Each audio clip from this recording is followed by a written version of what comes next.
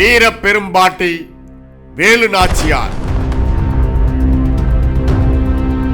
ராமநாதபுரம் சமஸ்தானத்தின் மன்னர் விஜயரகுநாத செல்லதுரை சேதுபதி அவர்களுக்கும் முத்தாத்தாள் நாச்சியார் அவர்களுக்கும் மகளாக கிபி 1730 ஆண்டு ஜனவரி 3ஆம் நாள் வேலு நாச்சியார் பிறந்தார்.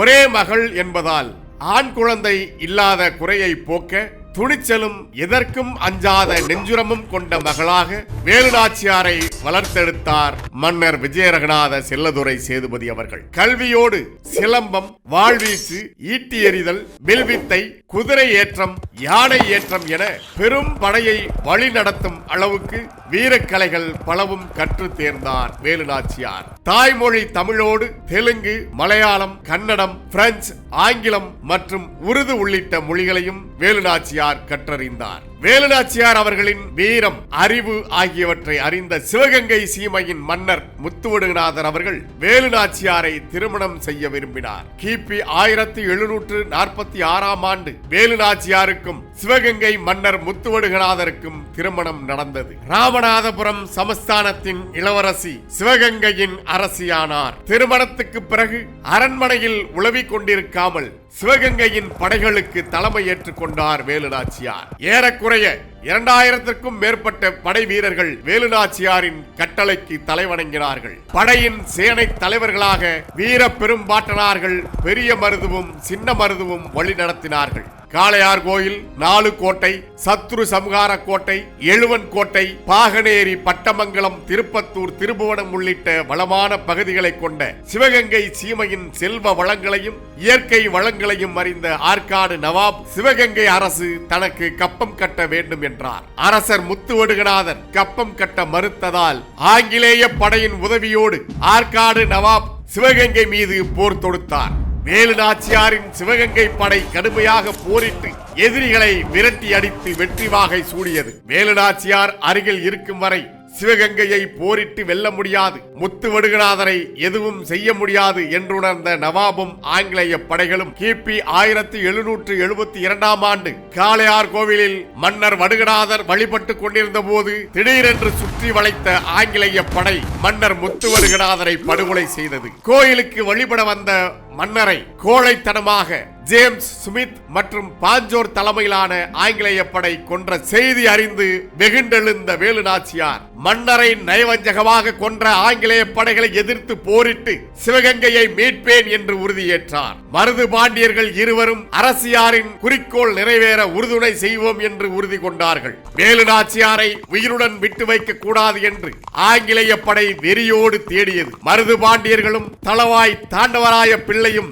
வேலு நாச்சியாரை அழைத்து செல்வது அறிந்து அவர்கள் செல்லும் வழியெல்லாம் ஆங்கிலேய படை வெறியோடு துரத்தி சென்றது. கொல்லங்குடி அருகே இருக்கும் அரியாக்குறிச்சி காட்டு பகுதிக்குள் வேலு நாச்சியார் உள்ளிட்டவர்கள் சென்ற பிறகு அங்கு வந்த பிரிட்டிஷாரின் படை அந்த இடத்தில் ஆடு மேய்த்துக் கொண்டிருந்த உடையாள் இடம் வேலு நாச்சியாரை பற்றி விசாரித்தது. உடையாள், நான் எங்கள் அரசியை பார்த்தேன், ஆனால் அவர் எந்த திசையில் சென்றார் என்று உங்களிடம் காட்டிக் கொடுக்க முடியாது என்று உறுதியோடு சொன்னதை கேட்ட ஆங்கிலேய படையில் இருந்த ஒருவன் வேலு நாச்சியாரை காட்டிக் கொடுக்காத உடையாளை அந்த இடத்திலேயே 2 துண்டுகளாக வெட்டி கொன்றான். சக்கரவர்த்தி கோட்டை, அரண்மனை சிறுவயல், காளையார் கோவில், பாண்டியன் கோட்டை, அரியாக்குறிச்சி கோட்டை, வடமாத்தூர் கோட்டை, மானாமதுரை கோட்டை என ஒவ்வொரு பகுதியாக இடம்பெயர வேண்டிய நிலை வேலு நாச்சியாருக்கு ஏற்பட்டது. அந்த நிலையிலும் வளரி எறிதல், வாழ்வீச்சு, சிலம்பம் என எதிரிகளை வீழ்த்த தனது போர் பயிற்சியை தொடர்ந்தார் வேலு நாச்சியார். பல்வேறு கோட்டைகளில் தங்கியிருந்த காலத்திலும்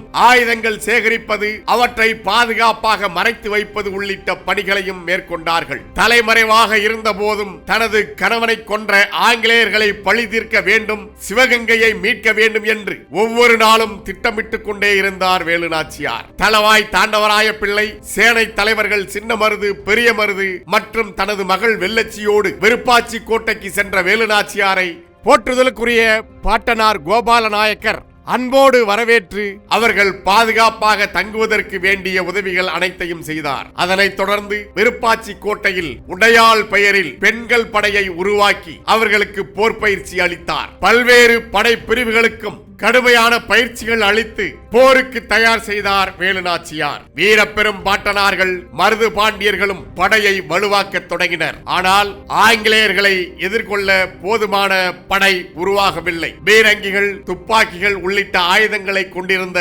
ஆங்கிலேய படையை எதிர்கொள்ள அதே அளவுக்கு துப்பாக்கிகளும் தோட்டாக்களும் நமக்கு தேவை என்பதை யோசித்த வேலுநாச்சியார் அவர்கள் ஆங்கிலேய படைகளை எதிர்த்து அளிக்க உதவுமாறு ஹைதர் அலிக்கு கடிதம் எழுதினார். அப்போது திண்டுக்கல் மைசூர் அரசாட்சியின் ஒரு பகுதியாக இருந்தது. தமிழ்நாட்டுக்கு வடக்கே கிருஷ்ணா நதி, கிழக்கில் கிழக்கு தொடர்ச்சி மலைகள் மற்றும் மேற்கில் அரபிக்கடல் வரை நீண்டிருந்த மைசூர் அரசின் மன்னராக ஆட்சி செய்த ஹைதர் அலி ஆற்காடு நவாப் மற்றும் ஆங்கிலேயர்களின் ஆதிக்கத்தை முறியடிக்க விரும்பினார். ஒரு போர் வீரனாக இருந்து தனது தனிப்பட்ட போர் நுட்ப திறமையால் மைசூர் அரசாட்சியை ஏற்று மன்னரான ஹைதர் அலி அவர்களும் ஆங்கிலேயர்களின் எதிரி என்பதால் துணிவோடு ஏகாதிபத்தியத்துக்கு எதிரான போர் கூட்டணிக்கு அழைப்பு விடுத்தார் வேலுநாச்சியார். தனது கடிதங்களுக்கு பதில் கிடைக்காததால் திண்டுக்கல் கோட்டை நோக்கி புறப்பட்டார். தனது கோட்டைக்குள் சந்திக்க வந்து தனக்கு முன்னே நின்ற வீரர்களிடம் உங்கள் அரசி எங்கே என்று கேட்டார் மாவீரன் ஹைதர் அலி.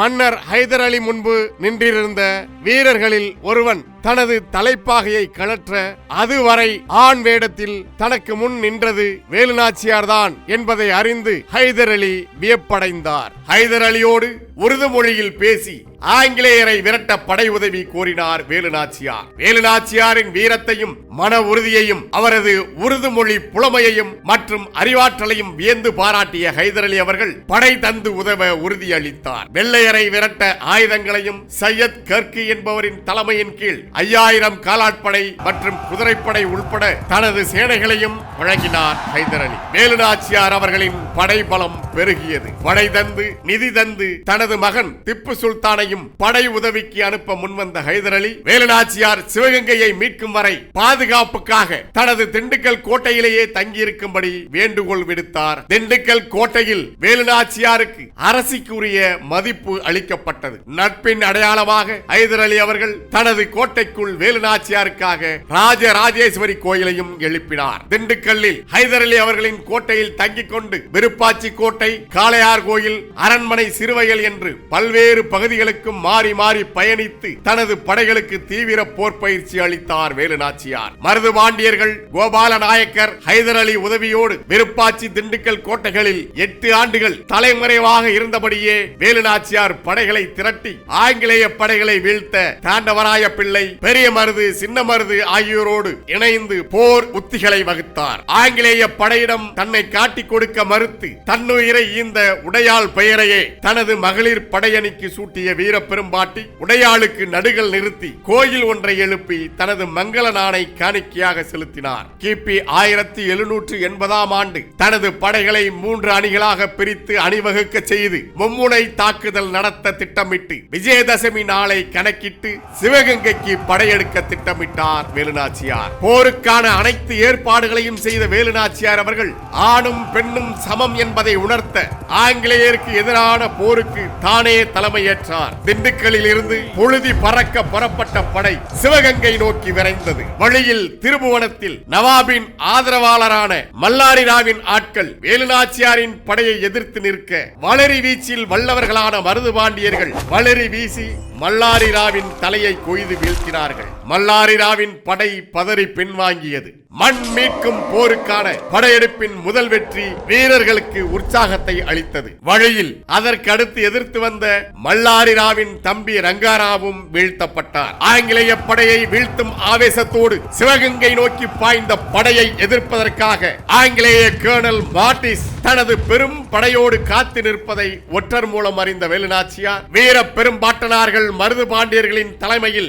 ஒரு படைப்பிரிவை அனுப்பினார். மருது பாண்டியர்கள் தலைமையிலான படைக்கும் கர்னல் மார்டிஸ் படைக்கும் கடுமையான போர் நடந்தது. 2 நாள்கள் நீடித்த அந்த போரில் மருது பாண்டியர்களின் தலைமையிலான படையின் தாக்குதலை எதிர்கொள்ள முடியாமல் கர்னல் மார்டிஸ் போர்க்களத்தில் இருந்து பின்வாங்கி புறமுதுகிட்டு ஓடினார். அதனை அடுத்து காளையார் கோவிலை மீட்கும் படைக்கு மருது பாண்டியர்கள் தலைமையேற்று சென்றார்கள். திருப்பத்தூர் கோட்டையை மீட்பதற்காக நன்னியம்பலம் தலைமையில் ஒரு படையணியை அனுப்பிய அரசி வேலுநாச்சியார் அடுத்து சிவகங்கையை மீட்கும் படைப்பிரிவுக்கு தானே தலைமையேற்று முன் சென்றார். ஒவ்வொரு ஆண்டும் விஜயதசமி அன்று சிவகங்கை கோட்டைக்குள் உள்ள ராஜராஜேஸ்வரி கோயிலில் பெண்கள் மட்டும் வழிபாடு நடத்துவது வழக்கம். பெண்கள் வழிபாடு நடக்கும் போது தங்களது ஆயுதங்களை ஆடைக்குள் மறைத்து வைத்துக் கொண்டு சாதாரண பெண்களைப் போல உள்ளே சென்றனர் உடையாள் படையணி பெண்கள். மகளிர் படை கூட்டத்தோடு கூட்டமாக கோட்டைக்குள் நுழைந்தது. முதலில் ஆங்கிலேய படையின் ஆயுத கிடங்கு அளிக்கப்பட்டது. கோட்டையின் உள்ளே கர்னல் வில்லியம்ஸ் தலைமையிலான ஆங்கிலேய படை